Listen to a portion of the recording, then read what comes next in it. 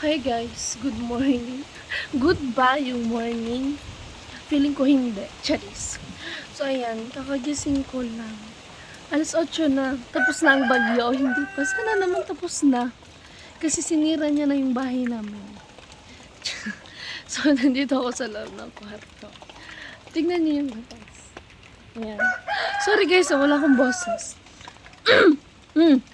Ganun talaga kapag umaga. Kakagising ko lang kasi, tapos diretso ako video. Hindi pa ako uminom ng tubig. Tingnan nyo kung may laway pa. Ay. Yan yung likod namin. Yan, tapos dito sa kwarto. Madilim kasi. Ayun kasi guys, kagabi. Ay, kahapon pa brown na out. Mag 5 PM, tapos hanggang ngayon wala pa rin kuryente. Kaya 14% yung cellphone ko. Kaya, ayan. Nag-video lang ako. Pag nalubat. So, dito sa kwarto madilim. Ayan. Okay dito. Ay, pag di ba kagabi, mahangin. May hangin pa rin pala. Kasi kahit nakasarado na yan, may hangin pa rin kasi meron siyang dito. Ano yan eh? Butas yan eh. Di ba yung sinabi ko sa inyo? Kaya meron pang pumpasok na hangin. Ayan si Pamsa. Makalat na. Tapos, eto yung dito din, ayun o, may nabutasan yung bobong. Yan, wala tayong ilaw. Feeling ko kailangan ko ng flashlight. Ay, hindi. Ayun o, kita nyo yan. Tapos ganito na yung itsura niya, no. Tapos may pumasok na yung tubig. Ayan o. Tapos, ayan na, natuluyan na siya. May mga na yung ganyan na, madumi na. Tapos ganyan yung labas. Kita nyo yan? Oh. Tingnan nyo. Nawala yung mga dahon. Nakalbo yung bundok. Charot. Nawala yung mga dahon ng mga puno dito sa amin. Na ganyan na. Tingnan nyo yan. Tapos tingnan nyo pa yung aming kusina. Nawala yung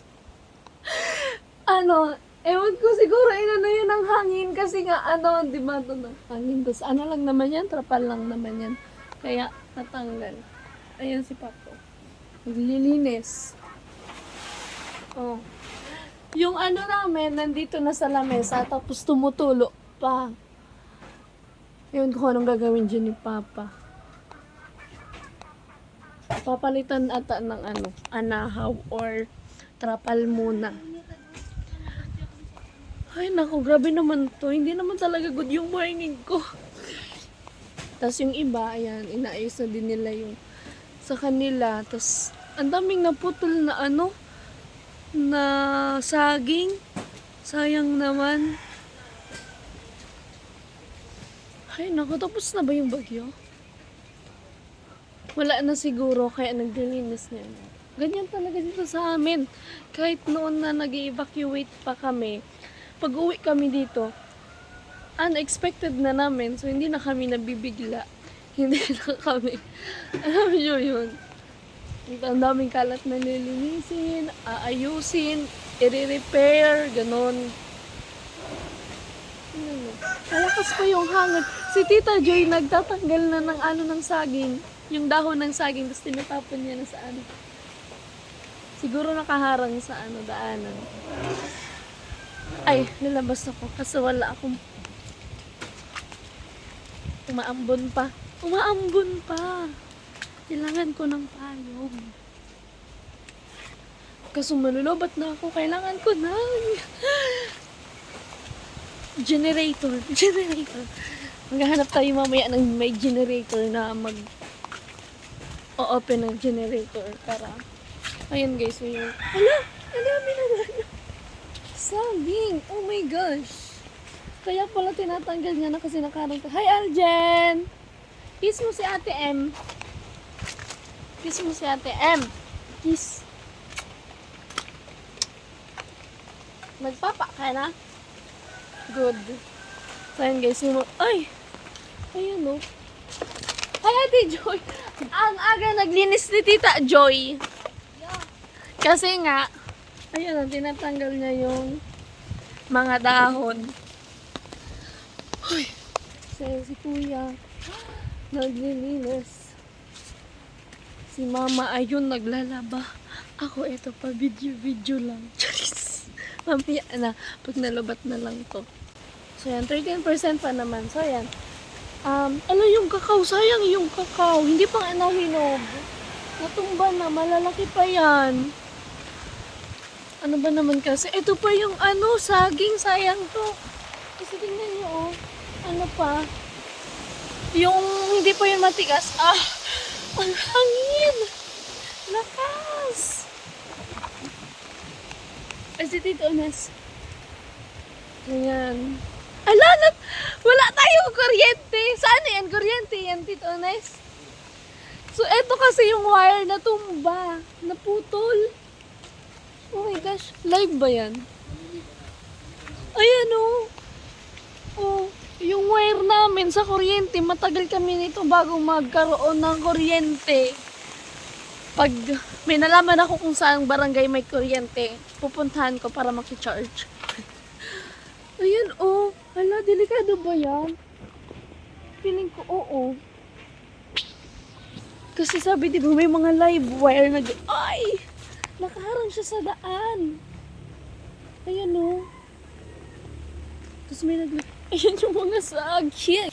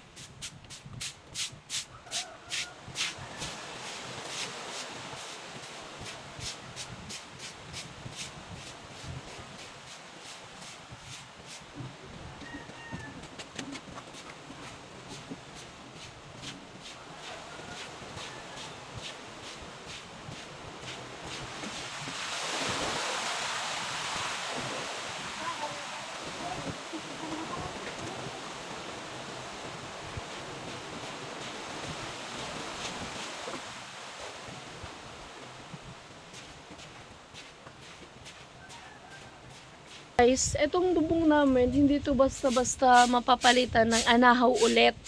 Kasi nga, once na tinanggal mo yan, ubos to lahat, tatanggalin to lahat. Pati itong nasa loob. So, ano kasi yan konektado yan. Kapag tinanggal tong sa loob, konektado yan hanggang sa kusina. Kaya, ayan, eto, ano din naman, parang ano tawag dyan? Bulok na din naman. Kaya, hindi mo na, ano tawag dyan, pag tinanggal mo, talagang matatanggal din yan. Kasi bulok na din naman, pati yung kinamit na kawayan. Kawayan. Ano ba yan? Kaya, ang gagawin is, papalagyan ko muna kay Papa ng trapal. Then, alam nyo naman yun, di ba? Kung ano yung trapal? Yung color blue. Yun na yun. Yan, dyan ko ipapalagay. Ay, yung mahaba na, para simula dito, lagyan. So, yun lang, yung mga ano pa, butas-butas pa. Lagyan dyan, hanggang, yan. Tapos, dito kasi meron na din naman na maliliit-liit na butas. Tapos, dito pa kasi, pag hindi namin tinanong kusina namin, magtutulo dito. Tulo everywhere. Ganyan yung magiging ano natin, kusina. So, yan. Yung kwarto ko, okay na okay yung kwarto ko, nakaligtas. Yung kusina, yung sala, yung ano, hindi. Walang ligtas kasi anahaw lang din naman yan. Dito tayo sa kwarto ko, diba? Kaso madilim nga lang, guys. Ligtas yan. Kita nyo yan? Oh, pati yung salamin natin, yung bintana. Ligtas yan. Walang basag. Si Papa na nagpatuloy ng pag-wawalis ko kasi nga hindi nga natatanggal lang. Gusto ko kasi yung malinis na hindi natatanggal yung iba sa parel sa baba.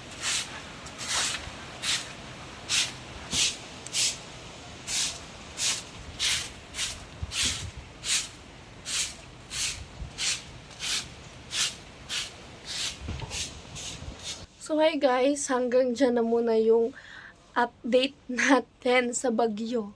Sa bahay. Kung anong iniwan ng bagyo. Kung sino man na bagyong yan. Charis. So yan guys, hanggang dito na muna aking vlog. Kasi nga, dapat na din naman ang cellphone ko. Yan guys. Patuloy niyo pong i-support ang ating YouTube channel. Yan, Bicolana Girl. Sa mga new subscriber po.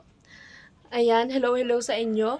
At sa mga bago pa lang na hindi pa nakaka-subscribe, mag-subscribe na po kayo. So, ayan. Maraming salamat po at sa lahat ng ating loyal viewers, sa mga dati pang viewer, ayan, sa mga hindi nagsasawa manood ng ating video. So, ayan, malaki pa rin ang ating views. So, ayan, okay na yun sa akin. Malaking tulong na yan. So, ayan guys. Maraming salamat. At sa Team Paway, shoutout sa kanila. Gila Kuya Nolly, kila Ate Rica at Kuya Vince, Kuya Gacho, Kuya Alamid, at sa lahat-lahat ng hello kila Ate Gwen. Miss you all, guys. Ayan. Bye-bye. Bunso, bye-bye. Bye-bye.